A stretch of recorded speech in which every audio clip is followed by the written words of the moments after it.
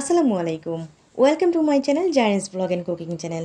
Hello viewers, সবাই কেমন আছেন? নিশ্চয়ই অনেক অনেক ভালো আছেন। আবারও জারিন সিলেট থেকে আমি চলে এসেছি আপনাদের আরও একটি রেসিপি নিয়ে। আর এই রেসিপিটা আমার কাছে অনেক ভালো লাগে, তো আমি চিন্তা করলাম আমার ভিউয়ার্সরা কিন্তু অনেক পছন্দ করতে পারে। তো মসুর ডালটা আমি কিভাবে রান্না করি পাট শাক দিয়ে।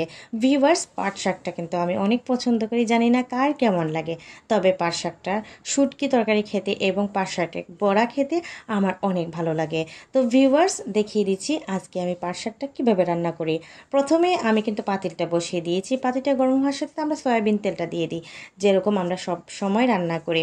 সয়াবিনটা দেওয়ার পরে এখানে আমি আস্ত জিরা অ্যাড করব। আস্ত জিরাটা আপনি চাইলে পরেও দিতে পারেন, কিন্তু আমি এটাকে এখনই দিচ্ছি। আর পরে আবারও দিব আমি, যেহেতু এটাকে ডালের শেষে বাগার দিব। যাই হোক, ডালটা হওয়ার পরে বাগার দিব, তখনই আপনারা দেখতে পারবেন। এবং এখন একটা পেঁয়াজ কুচি কেটে আমি দিয়ে দিয়েছি, এবং পেঁয়াজ কুচিটা লাল লাল হয়ে গিয়েছে। লাল লাল হওয়ার পরে আমি এখানে রসুন বাটা আর একটু আদা বাটা দিয়েছি। আপনাদের ইচ্ছা, আপনারা আদা বাটা স্কিপ করতে পারেন, তবে আদা বাটাটা দিলে আমার কাছে অনেক ভালো লাগে।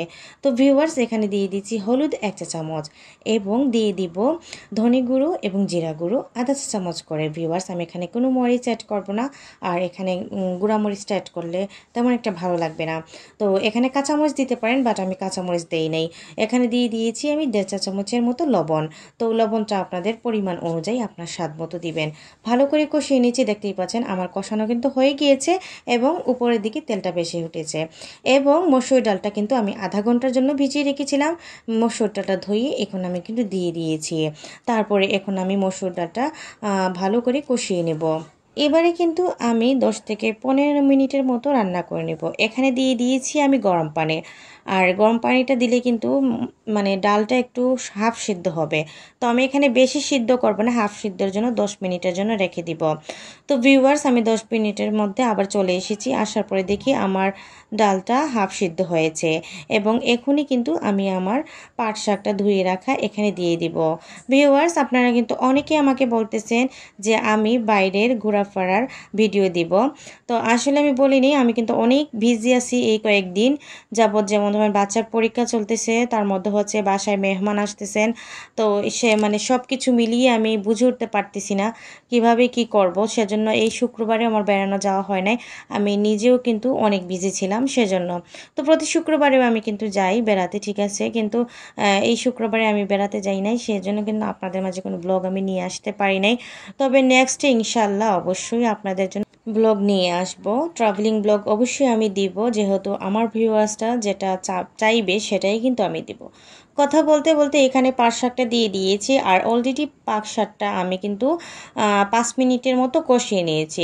আর পাট শাকটা বেশি কষানো লাগে না, তবে আপনারা চাইলে কিন্তু বেশি কষাতে পারেন। আমার কাছে বেশি সময় লাগেনি, 5 মিনিটের মধ্যেই কিন্তু আমি পাট শাকটা কষে নিয়েছি। তারপর এখানে গরম পানিটা অ্যাড করে দিয়েছি। ভিউয়ার্স, এখন আমরা অপেক্ষা করব প্রায় যখন ডালটা এবং শাকটা ভালো করে সিদ্ধ হয়ে আসবে। এবার চাই আবারও কিন্তু 5 মিনিটের জন্য ঢাকনা দিয়ে রেখে দিয়েছিলাম। তারপর এই দেখুন, জাস্ট ওয়াও কালারটা এসেছে। তো আবারও 2 থেকে 3 মিনিট মতো আমি জাল করে নেব। তো ভিউয়ার্স, এই পর্যায়ে আমি এখানে বাগার দিব। তো বাগারের জন্য এখানে পর্যাপ্ত আমি তেল নিয়ে নিচ্ছি, এবং দিয়ে দিব এখানে রসুন কুচি।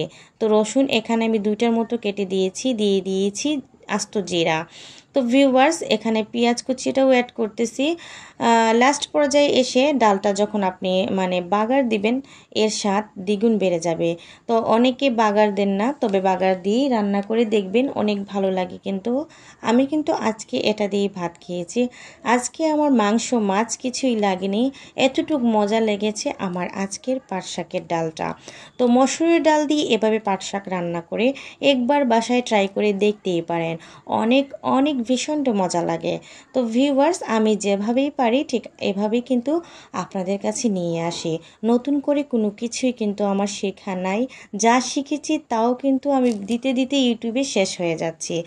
তো তো ভিউয়ার্স, এই ছিল আমার আজকের মসুর ডাল দিয়ে পাট শাক রান্না। আপনাদের কাছে ভালো লাগলে অবশ্যই আমাকে মতামত জানাতে ভুলবেন না। আমার নতুন বন্ধু, পুরনো বন্ধু সবাইকে জানাই মনের অন্তরন্তস থেকে অনেক দোয়া এবং ভালোবাসা। যারা যারা আমার কাছে আসতেছেন তাদেরকে অসংখ্য অসংখ্য ধন্যবাদ জানিয়ে আজকের মতো আমি বিদায় নিচ্ছি। ভিউয়ার্স, আজকের মতো এই পর্যন্তই। নতুন ভিডিও নিয়ে অবশ্যই হাজির হব। সে অবধি সবাই ভালো থাকবেন, সুস্থ থাকবেন। থ্যাংকস ফর ওয়াচিং অ্যান্ড আসসালামু আলাইকুম।